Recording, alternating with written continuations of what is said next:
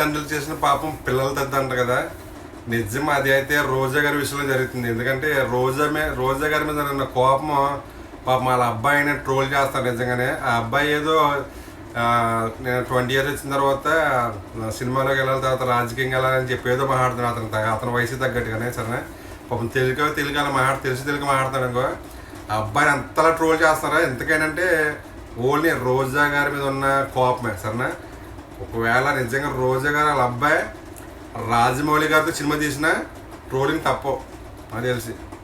రాజమౌళి తీయని, లేదంటే Hollywood director ఎవరితోనే తీయని సరేనా, తమిళ డైరెక్టర్ ఎవరితో తీయని, ట్రోలింగ్ మాటకు తప్పకుండా జరుగుతుంది సరేనా. ఆ అబ్బాయి సినిమా తీసినా కానీ నాకు తెలిసి చూడటానికి కూడా ఎవరు వెళ్ళరు, రిలీజ్ కూడా అవ్వడం కూడా నాకు తెలిసి. అంత ట్రోలింగ్ చేస్తారు పాపం మా అబ్బాయిని సరేనా. ఆ అబ్బాయి ఒప్పుకుంటున్నాడు సరేనా. ఎవరైనా రాజకీయం తప్పు చేస్తే వాళ్ళు మాట్లాడాలి కానీ వాళ్ళ ఇంట్లో వాళ్ళు మాట్లాడకూడదని చెప్పి వాళ్ళ అబ్బాయి వాళ్ళ తల్లిని ఉద్దేశించి మాట్లాడాడు నాకు తెలిసి. ఆ మాటలు వాళ్ళ తల్లికి సెట్ అవుతాయి సరేనా. మా అబ్బాయిని ట్రోల్ చేస్తున్నారా నాకు తెలిసి. హీరో కాదు కదా నాకు తెలిసి. ఆ అబ్బాయిని కమెడియన్ కూడా అవనవరు నాకు తెలిసి.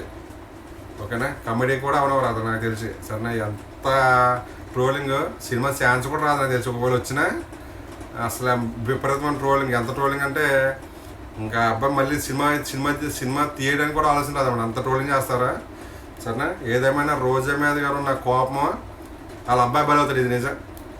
ఓ పక్కన వాళ్ళ అబ్బాయి బలవుతారా, ఓ పక్కన వాళ్ళ కూతురు బలవుతుంది. ఒకవేళ రోజా గారికి కూతురికి పెళ్ళి అయినా ఆ పెళ్లి చేసుకుని అల్లుడు కూడా బలవుతాడు సరేనా.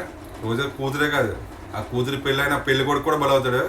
అతను కూడా ట్రోల్ చేస్తారు. కొడుకునే కాదు, కూతురునే కాదు, కూతురు చేసుకునే భర్తనే, ఒకవేళ కొడుకు చేసుకుని భార్యను కూడా ట్రోల్ చేస్తారా సరే. ఎందుకు ఇదంతా రోజా గారు చేసిన ఆవిడ మాట్లాడే మాటలకే జనాల్లో ఉన్న కోపము వాళ్ళ పిల్లలకి మీద చూపిస్తారా. చూద్దాం ఏమవుతుంది అనేది.